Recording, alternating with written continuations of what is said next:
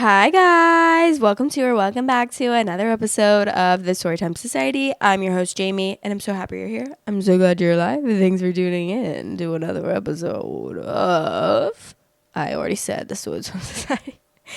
Okay, the theme of this episode is revenge stories. So let's get into it.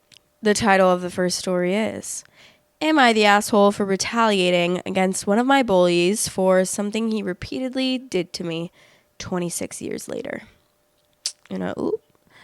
Okay, so this concerns me and a certain bully from a long time ago. I'll just name him Slam.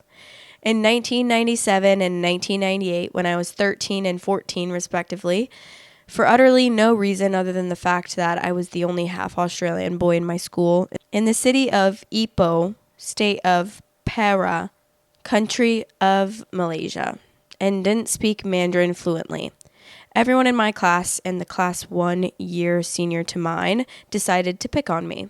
I was literally the living definition of underdog and outcast. Any type of bullying, you name it, I suffered it. Pinned to the ground and punched, got that. Water balloons on me out of nowhere, truly well versed in that kind of suffering. A fistful of chalk dust in my face, yeah, nothing new. Slam was, of course, one of my tormentors.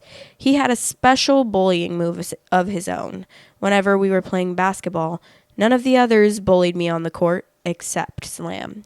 He made it his mission in life, when he got the basketball, to run to me and throw the ball at my face as hard as he possibly could. Sometimes I dodged the ball and got lucky. Other times it left me with a very sore nose, or watering eyes, or a bleeding lip. Slam did this to me anywhere between 30 to 40 times over the 2 years of torment, and I never managed to get back at him then. It reduced me to tears quite a few times, getting a basketball to the face. Now, I'm 40 years of age. Slam, being senior to me, would be 41. As luck would have it, as I was perusing a sports goods store in one of my city's malls, I saw Slam working as the manager for that store. I know, be the bigger person, put it all behind you, let bygones be bygones. That's all excellent advice. But I couldn't help remembering how this person had made my life a living hell in 1997 and 1998. The fury and hurt of the past just bubbled up despite 26 years of time separating it. I walked up to him. Of course, he recognized me and started acting all affable and friendly, asking me if there was anything I wanted. I calmly told him I'd like to see basketballs. Off he went and got a fine Spalding NBA ball for me. Once it was in my hands, I calmly and clearly stated, "Hey, Slam, this is for 97 and 98. And with all my strength and a hatred I didn't know still existed in me, I flung the ball at him. It caught him full force in the face. To say he was shocked was the understatement of the year. I ran off as fast as I could and didn't stop until I got to my car. I felt fulfilled, like I'd got back something I was owed after 26 long years. However, my mother calls me vindictive and evil. My wife, meanwhile, chided me for not being able to let go of the past. My aunt also said, holding on to grudges like that will only kill you faster. So, Reddit, please tell me, am I the asshole? Storytime Society is now available on all listening platforms. If you are on any of those listening platforms, I would really appreciate it if you rated me 5 stars. Thanks for all the support. No. I mean, yes, it's assault, but like he also assaulted you 30 to 40 times. Yeah, maybe it was 26 years ago. Okay, but like when you're a kid, you're vulnerable AF to bullies. Like, who knows? You could have literally ended your life over that behavior of him treating you like that. So, like, one ball to the face and call it a day, call it quits, call it forgiven. Well, not forgiven, but like, we're good now, we're even. Over 40, I'm saying what goes around comes around. I don't condone violence, but like, come on. Can you blame him? It was a perfect setting as well. Like, he kind of set himself up for it, for working at a sports store. Okay, relevant comments. I mean, this is effing hilarious, but not the best way to handle the situation. If you would have verbally confronted him, maybe he would have even apologized. We all did things we regret as kids. And he said, not sure if he would have apologized. Out of 23 tormentors, only 2 have ever apologized to me. One did so and even accompanied his apology with a gift, a bottle of red wine. The other just said his sorries, but I accepted it. The rest? The few times I bumped into them, they never seemed to recall that they were part of the group that rained hell down on me in 1997 and 1998. I can't believe that bullies like that exist. Like, I know, obviously, I'm not an ignorant bitch, but it's just crazy because I can never imagine bullying someone like that. Like, that's just wild. I mean, I was never, no, people can say a lot of things about me, but no one could ever say that I was a bully. Did I get into like fights with people? Not physical, but like, yeah, of course there was drama between me and like other girls, and we were probably having at each other on Twitter and like going back and forth and being mean to each other. But like, I feel like that's behavior that's very common, especially as like bratty little teenagers or catty, I guess you could say. But like, I just can't imagine. I mean, I wonder, I know it's still prevalent, but I wonder if back in like 1997 and 1998, it was more common. And now like cyberbullying is a fucking hugely common thing. So maybe that's replaced it a little bit more. But honestly, I've never been like fully bullied like that.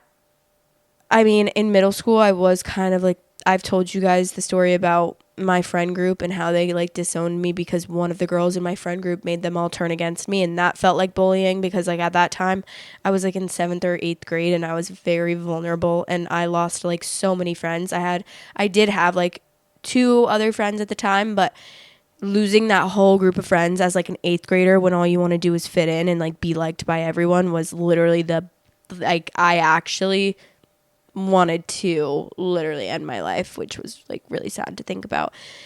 And yeah, fuck that girl. But I feel like I would rather be me. I don't know. I can't say. I was going to say like I feel like I'd rather be physically bullied than like cyber bullied or mentally bullied, but I can't fully say because I've never been like truly bullied like to this extent. But I'm sure it's just as bad. Because at that point it's also mental, like a physical bullying also becomes mental, so maybe that's even worse. I don't know. Let me know if you've ever been bullied. All right, there's an update and it's 9 months later. All right, I know it's been almost a year, but I finally decided to go and resolve the situation. Opinions were divided on my original post. Some called me an asshole for taking out my trauma for being bullied so many years later. Others said while I was an asshole, it was justified. Still, others said no excuses for bullying. My former bully, who I named Slam in the post, deserved it. Well, I decided to give the matter closure anyway. I decided to go and find Slam at the store and talk it out and resolve it earlier today. I went to the store after lunch, and Slam was doing his rounds, inspecting the sports gear. He looked surprised to see me, and I raised my hands and told him I wasn't coming to cause trouble. I just wanted to talk things out. I didn't mince my words. I started off with a direct apology. I'm sorry for hitting you in the face with that basketball almost a year ago. I have no excuse. I was angry and let past anger just overwhelm me. I failed to control myself. It was my fault. He shook his head, and his response surprised me in turn as he said, I have no excuse also. I remember what I did back then, and I really was a jerk. One hit in the face, I think I got off easy. T. Then the biggest shock of all. Both of us laughed at that. Slam then said, Look, come with me for a coffee. It's on me. I don't know how to patch up everything I did to you, me and the other guys, back then. But maybe we can have a coffee as a start. I accepted. We went to a cafe in the mall after Slam instructed the supervisor under him to take charge while he was away. And we talked. I showed him some pictures of my family, and he showed me pictures of his. He was glad to know I was in the tutoring industry, and even said that he might send his oldest child, 6 female, to me for tutoring. We also found out we enjoyed some games in common. namely Borderlands 2, Diablo 3, and Doom 2016. After the coffee, he went back to his work, and I headed to my car on friendly terms. So yeah, nothing dramatic or surprising, but a dignified and polite resolution to the matter. I was finishing up preparing my tutoring notes tonight and thought that I'd post this update, just in case anyone was wondering if the matter unfolded any further. Well, it's done and over with now, and I'm glad to say the shadows of my past have grown a little less dark now. Aww, that's so wholesome, and I almost actually teared up at that. That's so sweet. I'm really glad that ended the way that it did. And I agree with Slam. Like, he tortured that man, so one ball to the face, yeah, he got off easy. Okay, the top comment says, not gonna lie, the image of a 40-year-old man running like a kid after hitting another man with a ball as if he were about to be punished is hilarious. Gunther Time said, saying this is for 97 and 98 like it's an early 2000s revenge action movie makes it even funnier. And the old bully just being like, that's fair. No, honestly though, like, slay to him for not being, because he could have easily been like, I'm pressing charges against you and taken it to the next level. And he didn't, and he was like chill about it. Honestly, I forgive you. Just kidding. I know I can't forgive him because he's not my bully, but like he did right. He's a king for that. He's a king for just like letting it slide and just being like whatever. Because I'm sure if he were still in the mindset that he was back then when he was giving Slam energy, he probably would have been like, fuck you, I'm calling the cops. But anyways, we're going to move on to the next story. Am I wrong for exposing my boyfriend after I found out he cheated? So this might be a wild one, but here it goes. I, 26 female, have been dating my boyfriend Matt, 28 male, for 2 years. Everything was fine until a few weeks ago when I noticed he'd become super secretive with his phone. Before, he used to leave it out on the table, but recently, he's been taking it everywhere, like even to the bathroom, which seemed odd. One night, while we were watching a movie, his phone lit up and I saw a text from Kelly, a name I'd never heard him mention. It wasn't like a, hey, how's it going message. It was a heart emoji followed by, can't wait for tomorrow night. My stomach dropped, but I kept my cool and didn't confront him. Instead, I decided to investigate. I didn't have his phone password, but I remembered that Matt had synced his texts to his laptop, which he kept in his office. When he went to bed, I snuck in and opened the laptop. Sure enough, there was a whole conversation with Kelly. Turns out they had been going out for a couple months, and she had no idea he had a girlfriend.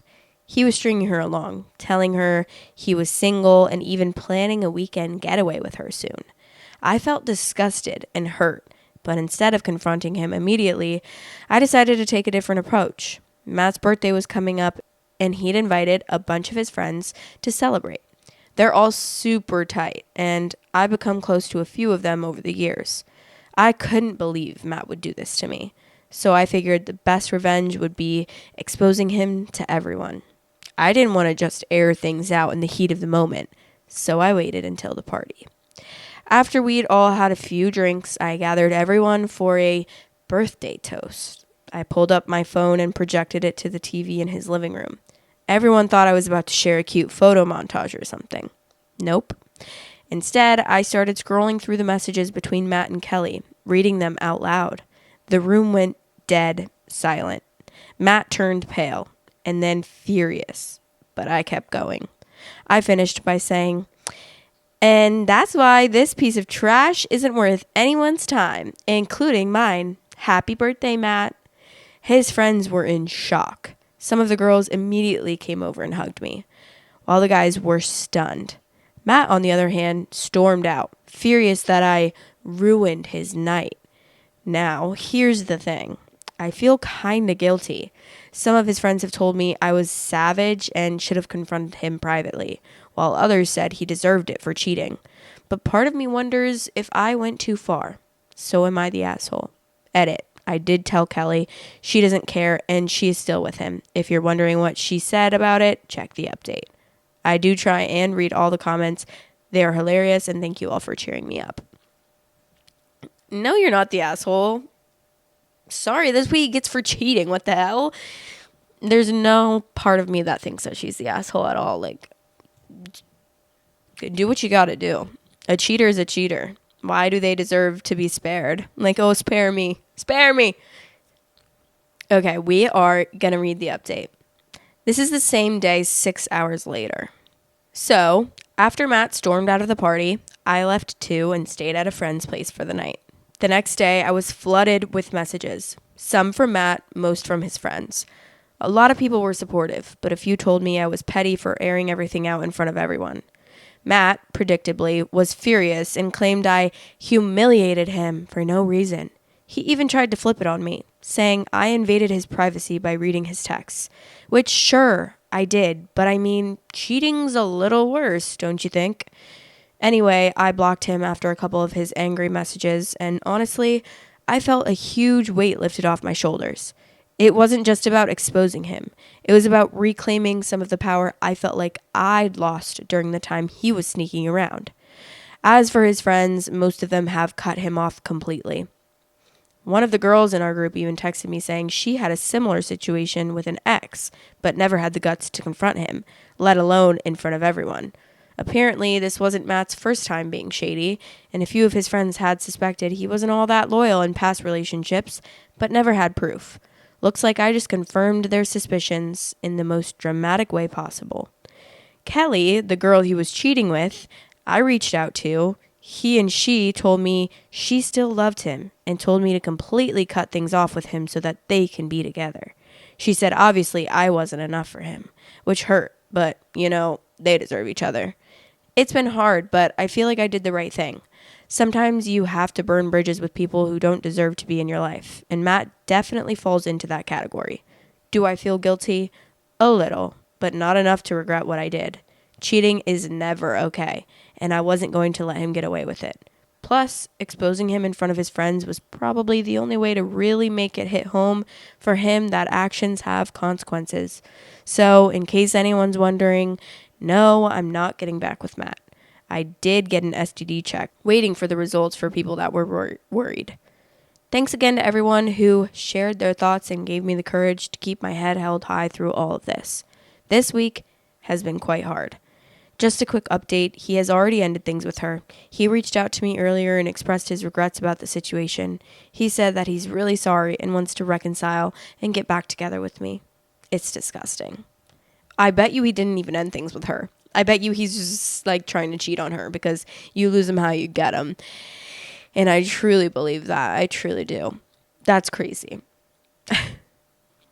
I hate it when the girl ends up not being on the guy, on the girl's side. I hate it when she ends up being like, oh, we're meant to be together. So I'm going to be together with him after this. I don't care that he cheated on you because I'm not the one that got cheated on.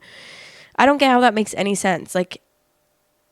That just makes zero sense. I would feel so betrayed and I would just want to become best friends with the girl that got cheated on because we can relate on some things. I just cannot with that. It really pisses me off. What happened to girl power? What happened to feminism? And then look what happened. You got left in the dust by this shitty ass man. And he's probably poopy. He probably has dingleberries. Okay, additional information from OOP. She said, the birthday thing happened last weekend. The rest happened this week, as said in the last paragraph. Okay. Whoop-tee, sis. The top comment says, I guess Kelly wasn't enough for him either.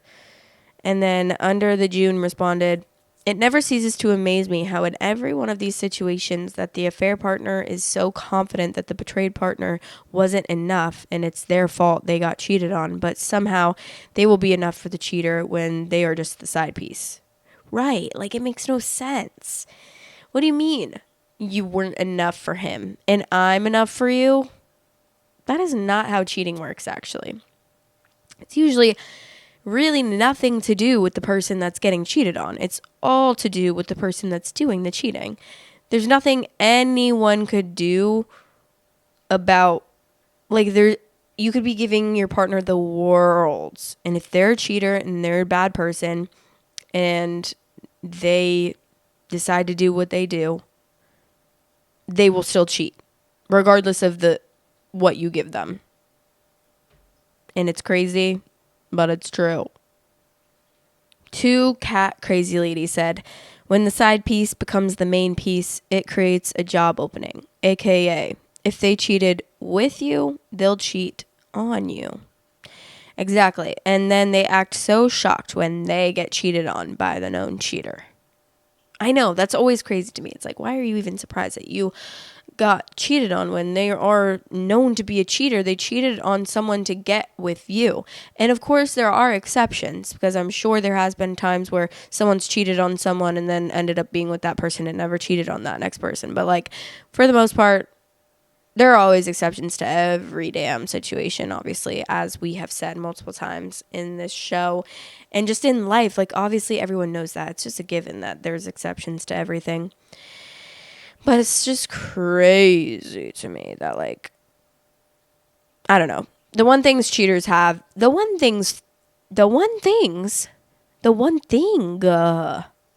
singular. The one thing cheaters have is the audacity, okay? Truly, they always have the audacity. And then not only do they have the audacity to cheat on them and then go be with the person they cheated with, but they also have the audacity to come back and try to get you back. And the best thing you can do is to never get back with a cheater. Never get back with a cheater. Period. I could never. I mean, my inner thoughts and my inner demons could never allow me to do that, because I'd be thinking about it until fucking 2077, and I'd be still being like, remember when you cheated on me that one time?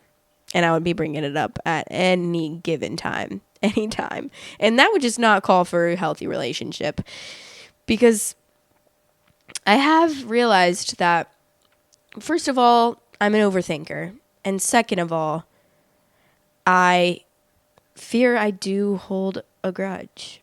I do fear.